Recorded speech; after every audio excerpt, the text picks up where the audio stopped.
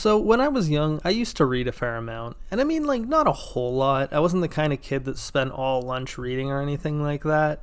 But I grew up when the internet wasn't super commonplace, and I didn't even have a consistent connection at my house to my single family computer until I was about 12 or 13. So when I wasn't playing games or running around outside with my friends, I was usually reading something or other. Now, there are two series from that time that have been bouncing around inside of my head relentlessly for the last decade or so because I left them unfinished. One of them, as you can probably guess from the title of this video, is the Demonata by Darren Shane. Oh, wait a minute. Sorry, Darren O'Shaughnessy, apparently. And the other is The Wheel of Time by Robert Jordan. Wait a minute. Sorry again, James Oliver Rigney Jr. Considering that one of these series is much longer than the other, I decided that I would take the time to go over the slightly more manageable brainworm that has been wiggling around in my head for the last decade first. I imagine that many of you probably know Darren from his slightly more famous work, Cirque du Freak, and to those of you, I say, I'm sorry, I have nothing for you. I've never read the books, nor seen the apparently not so very good adaptation of it that was made in 2009, though I do remember the intense marketing around that time of the movie. So I'd like to preface this with the reason I dropped out of the series, and it really had nothing to do with the series itself. So the Demonata had its first book published in 2005, and from then on they published 2 books a year, which is a surprisingly rapid pace when you really think about it. Like, I'm sure there was some wiggle room for any delays, but these books released consistently on October and May or June of every year.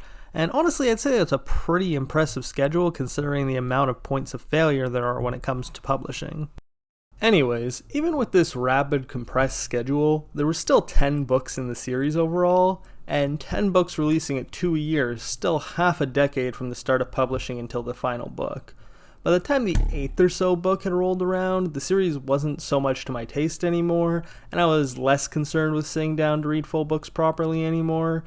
So I'm left with little to go off of aside from my hazy memories, and who knows how many of those have been completely made up over the years. So to give a quick breakdown for anyone that might only be vaguely aware of the series or who might not have heard of it at all, here we go. The series is effectively a modern fantasy series where demons are real. They live in their own separate universes, and yes, that's universes with an S, and also they want to come to our universe and destroy everything, but they can't because portals between worlds are very hard to make. That's the long and short of the overall world anyways. Also, this time around, it's werewolves and not vampires, because Darren was going through the Universal Monsters closet, throwing them at his main characters whenever he got the chance. Alright, so let's get started with the first book. So, book number 1 in the series is titled Lord Loss, and introduces us to the name of the primary antagonist of the series before we even turn the first page. Get used to him, because everyone in this series can never shut up about Lord Loss. It's established later on in the series that he's not even an especially powerful demon master comparative to some others, but characters will just not stop talking about him. He's basically the Poochie of the series. Every time he isn't on screen, all other characters should really be asking, hey, where's Lord Loss? Darren also loves to remind us of probably his coolest demon design every time Lord Loss shows up. A giant heart hole filled with snakes and a lumpy body that looks like it's made of red clay that constantly cracks and bleeds whenever he moves. As far as twisted demonic designs go, I don't really mind it, especially considering the audience he was playing for. So Lord Loss, and that's the book, not the character, really likes to spend a whole lot of time doing pretty much a whole lot of nothing. Now, that's not to say that it's not an especially boring first entry to the series, nor is it completely void of meaningful events. It just takes a solid 80% of its runtime, doing up the start of the hero's journey and setting up themes that will be running around for the rest of the series. But apart from maybe 2 or 3 scenes, could probably gloss over a whole lot of this book and not really lose much when it comes to knowing what's happening later on in the series. So, as we start the first book, we're plunged immediately into the shoes of Grubbs Grady. He's the main character and everyone is going to be very well aware of it, even if 2 other main characters technically exist later on in the series. One thing that surprised me when I started to reread this series was the amount of loose foreshadowing regarding Grubbs' family and their struggles to confront the Demon Lord to cure his sister of lycanthropy. We don't actually learn about his family being cursed until towards the end of the book, combined with the fact that it's all done fairly subtly with the amount of worry and tension across his family members, and it only really goes for the first chapter, which is maybe 10 pages. You and Grubbs are in this similar weird position where you don't understand what everybody's freaking out and paranoid about, but when you go back to it, and this was me going back to it knowing this stuff ahead of time, even if only loosely and through vague memories, it really paints a completely different picture compared to when I read it the first time, where I guess just all of this kind of just washed over me. I don't even remember any of these initial interactions with Grubbs' family. And it paints kind of a very sweet picture of a family that cares a lot about each other, only to immediately disregard that and kill off Grubbs' entire family. I understand the teenage hero that is by himself and he's out in the world and pushed out, hero's journey, all that. But it was really weird to see them set up a really nice, caring family that were all well aware of these events and didn't necessarily need to die, and then just immediately kill them off like, very quickly. It was very strange. I don't necessarily mind it, since Grubbs will get, later on in the series, basically foster parents and family members who are not real family members, or are real family members, depending. But it was just kind of weird to see them set his entire family up and then kind of push it to the side like it was no big deal.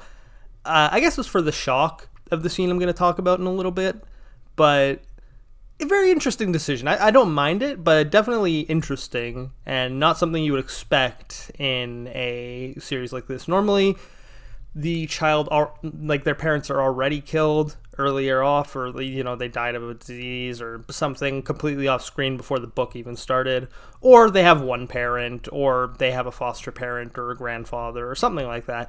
It's very interesting to come in to the point where Grubbs loses his family.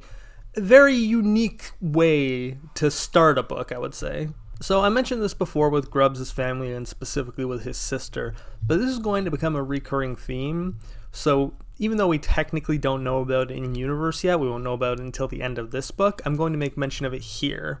So Grubbs and his bloodline are cursed by lycanthropy, and there's a random chance that anyone in their family will become a werewolf in their teens.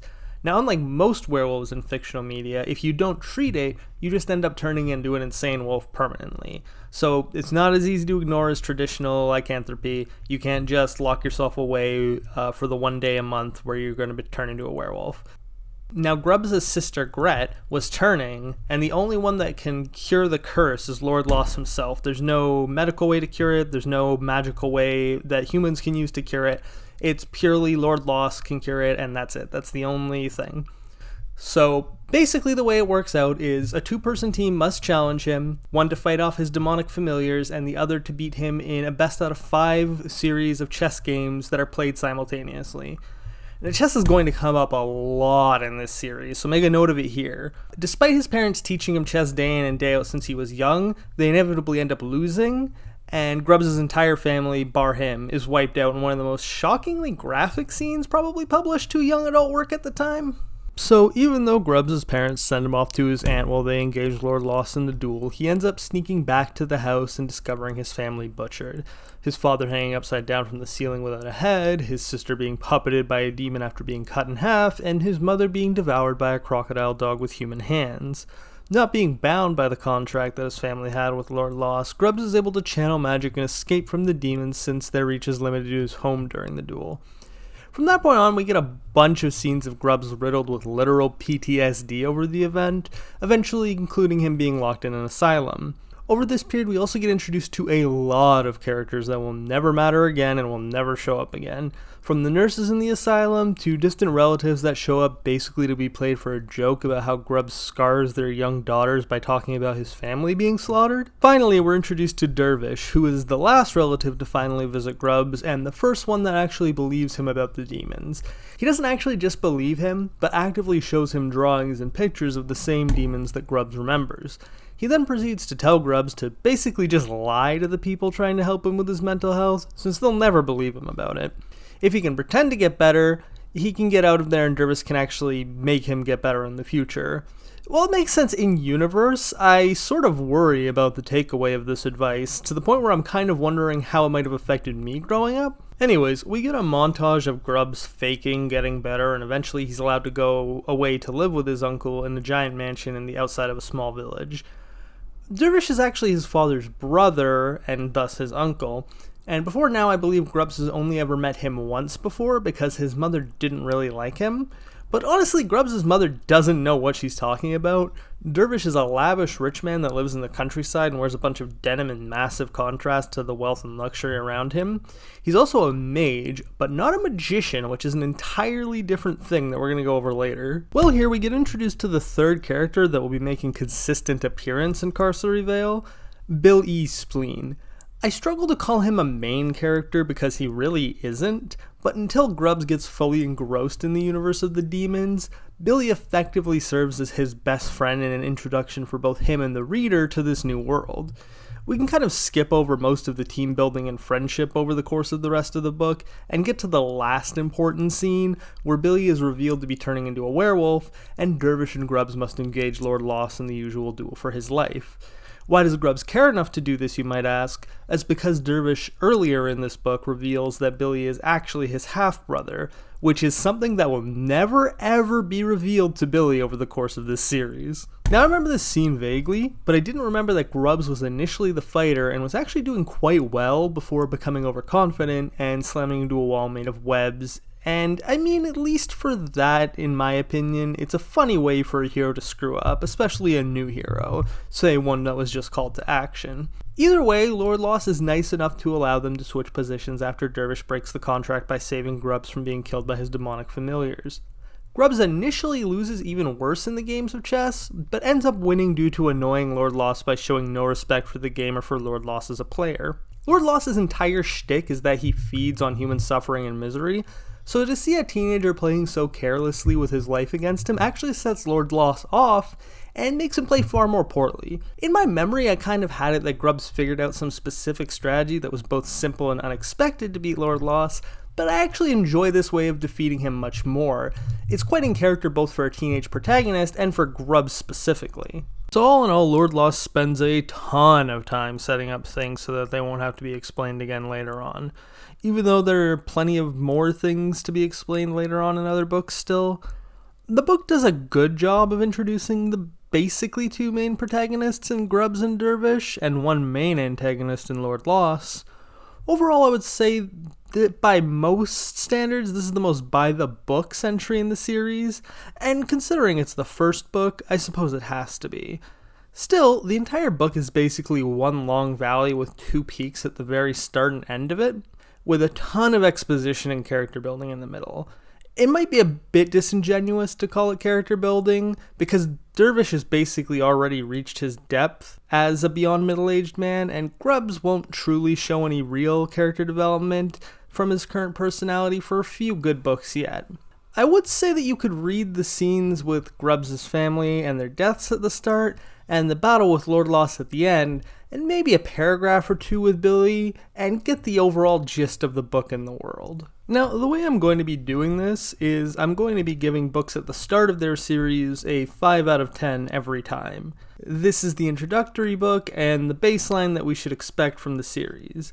It should be easy for more exciting or interesting settings later on to outdo a book setting up the world, and likewise it should be very difficult for a book to underperform compared to the first book that's just meant to introduce characters and set up the setting. So, I am happy to give Lord Loss the first ever basic rating of 5 out of 10. Hopefully all your compatriots can climb above that baseline in the future. Hey, so thanks for sticking around until the end of the video. When I originally started this project, I intended for it to be a review for the entire series in one video, but seeing the length of this video so far after only one book, I'm starting to think I might need to adjust my thought process on this one. Considering I had to do a lot of setup for the series in general at the start of this video, I imagine I can probably fit 2 books into each of the future videos to keep them to a manageable size. Once this series is finished, I am intending to do the Wheel of Time retrospective, though that's going to be time consuming both to read through the entire series again and definitely to write the scripts and edit the videos regarding it. That being said, I don't want to be limited to just books on this channel, so if you have any movies, television series, or even video games that you'd like to see me cover in the future, please let me know in the comments below. I'd love to take a look at what you guys have for me too. That's it for now though. Cheers, have a good one.